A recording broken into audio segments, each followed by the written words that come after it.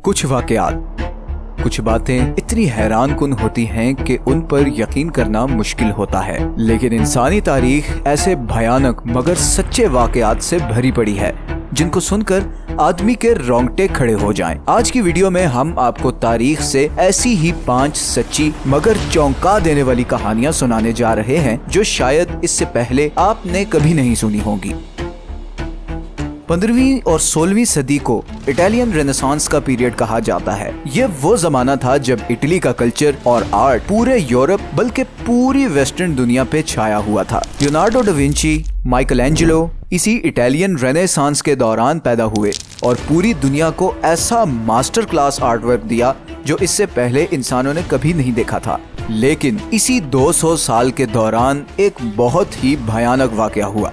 1494 में यूरोप में एक ऐसी बीमारी फैल गई जिसने लोगों को रियल लाइफ ज़ॉम्बीज बना दिया। ये ऐसी खतरनाक बीमारी थी जिसमें आदमी के सर और चेहरे से सारा गोश्त आहिस्ता आहिस्ता उतर जाता था। जरा सोचें कि हर तरफ आपको ऐसे लोग नजर आते थे जिनमें किसी का नाक नहीं था, किसी का कान नहीं था और किसी के तो पूरे चेहरे पे गोश्त ही नहीं होता था। उस जमाने में फ्रांस और इटली में ये नजारा बहुत आम था। अगर आप उस जमाने में यूरोप जाते तो ऐसा लगता जैसे हर तरफ हॉरर मूवीज वाले ज़ॉम्बीज फिर रहे हों। इस बीमारी का नाम है सिफिलिस और ये एक सेक्सुअली ट्रांसमिटेड डिजीज है। उस टाइम पर एंटीबायोटिक्स डिस्कवर नहीं हुए थे और इसीलिए सिफिलिस एक जानलेवा बीमारी थी। ये बीमारी सबसे ज्यादा प्रोस्टिट्यूट्स में पाई जाती थी और इसीलिए 16वीं सदी के बाद इंग्लैंड और यूरोप में प्रोस्टिट्यूशन को सख्ती से रेगुलराइज करना शुरू कर दिया गया। कुछ लोगों का ये भी ख्याल है कि ये एक डिवाइन पनिशमेंट थी उस बेहूदगी पर जो उस टाइम यूरोप में फैली हुई थी। खैर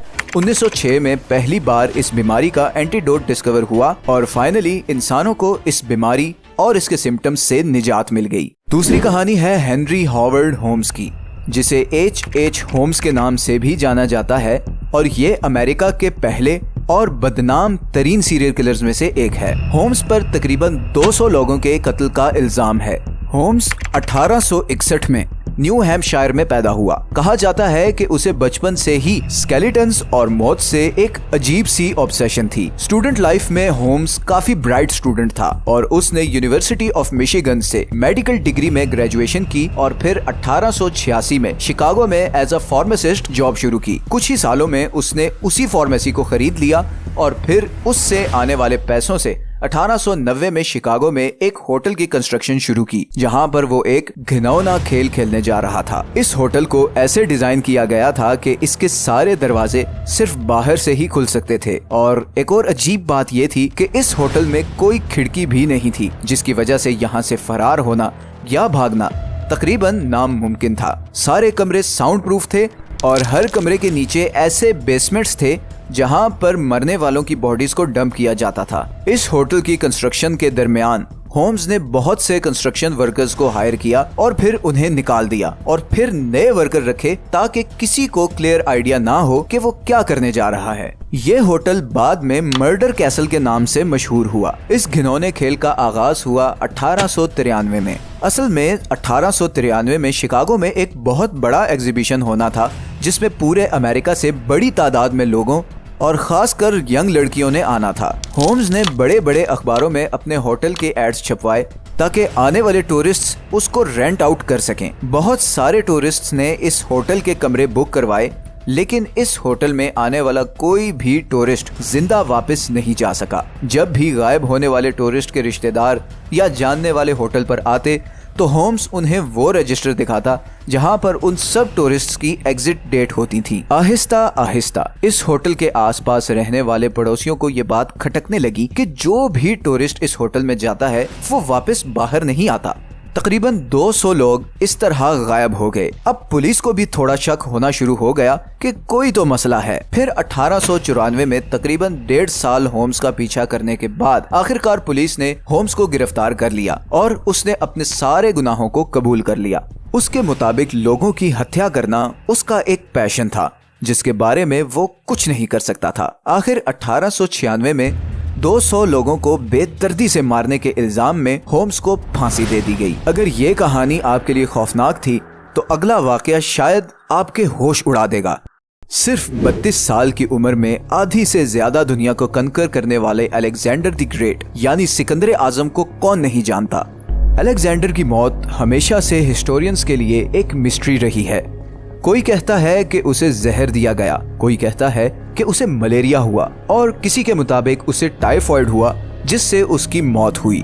लेकिन एक रीसेंट रिसर्च के मुताबिक सिकंदर की मौत इनमें से किसी भी बीमारी से नहीं हुई थी, बल्कि उसकी मौत तो हुई ही नहीं थी और उसे तो असल में जिंदा दफन किया गया था। ड्यूनेडन स्कूल ऑफ मेडिसिन न्यूजीलैंड के डॉक्टर्स के मुताबिक इस भयानक डिस्कवरी की वजह है अलेक्जेंडर के सिम्टम्स और हिस्टोरिकल रिकॉर्ड्स। तारीखी रिकॉर्ड के मुताबिक 29 मई 323 BC को सिकंदर ने एक दावत का एहतमाम किया और उसमें उसने खूब शराब पी। अगले ही दिन 30 मई को उसे शदीद बुखार हो गया और पूरे जिस्म में दर्दें शुरू हो गईं। लेकिन अलेक्जेंडर को यही लगा कि शायद ये लंबे सफर की थकावट है और अगले दिन भी उसने काफी ज्यादा शराब पी ली। उसी दिन रात को अलेक्जेंडर को पैरालिसिस अटैक हो गया। डॉक्टर कैथरीन हॉल के मुताबिक अलेक्जेंडर को असल में गिलेन बारे सिंड्रोम नामी ब्रेन डिसऑर्डर हुआ था, जिसमें आपके जिस्म का इम्यून सिस्टम अपने ही नर्वस सिस्टम पर अटैक करता है और उसके नतीजे में मरीज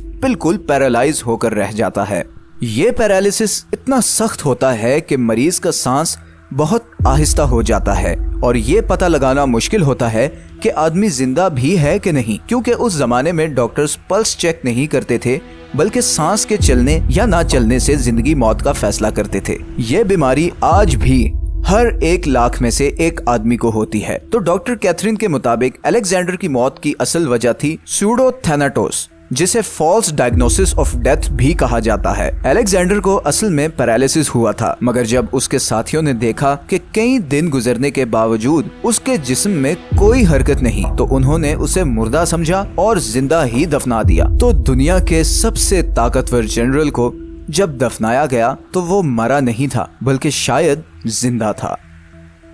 चौथी कहानी है रोमन शहर पोम्पेई की, जो किसी जमाने में इस जमीन की अजीम तरीन सिविलाइजेशन में से एक था। लेकिन ये शहर मशहूर है उस हादसे की वजह से जो 79 AD में हुआ था, जब अगस्त की एक दोपहर को ये पूरा शहर माउंट वेसुवियस से आने वाले लावे और राख में दबकर तारीख में गुम हो गया। सिर्फ 12 घंटों में 16,000 के करीब लोग दम घुटने की वजह से मारे गए। पोम्पेई के हादसे के बारे में तो बहुत से लोग जानते हैं, मगर पोम्पेई से भी बुरा अंजाम हुआ था उसके पड़ोसी शहर हरक्यूलेनियम का।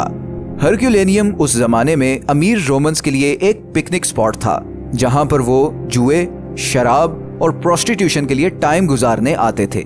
पोम्पेई से सिर्फ 11 मील दूर हरक्यूलेनियम भी माउंट वेसुवियस से आने वाली वोल्केनिक ऐश के नीचे दब गया। मगर इससे भी ज्यादा भयानक चीज ये हुई कि हरक्यूलेनियम एक सुपर हीटेड पायरोक्लास्टिक फ्लो का भी निशाना बन गया। पायरोक्लास्टिक फ्लो असल में उस गैस को कहते हैं जो वोल्केनो के फटने से निकलती है। इसकी रफ्तार 450 मील तक होती है और इसका टेम्परेचर तकरीबन 1000 डिग्री तक होता है। ये गैस इतनी गर्म होती है कि इसकी जद में आने वाली हर चीज चंद सेकंड्स में ही पिघल जाती है। ऐसे ही कुछ हुआ हरक्यूलेनियम में रहने वालों के साथ। इस गैस की वजह से सिर्फ चंद सेकंड्स में लोगों की स्किन लिटरली बॉयल हो गई और उनके दिमाग और खोपड़ियां फट गईं।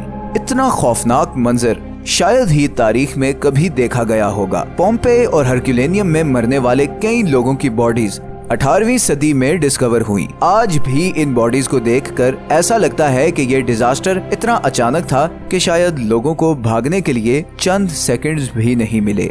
आज की वीडियो की आखिरी कहानी है नैनकिंग मैसेकर की। ये बात है 13 दिसंबर 1937 की, जब जापानीज आर्मी ने चाइना के उस वक्त के कैपिटल नैनकिंग पर कब्जा कर लिया। अगले 6 हफ्तों में लगभग 3 लाख चाइनीज को बुरी तरह कत्ल किया गया। मरने वालों में बूढ़े, बच्चे और औरतें भी शामिल थे। इस वाकये को रेप ऑफ नैनजिंग्स भी कहा जाता है, क्योंकि मशहूर ये है कि जापानीज फौजियों ने मारने से पहले औरतों और इवन बच्चों का भी रेप किया।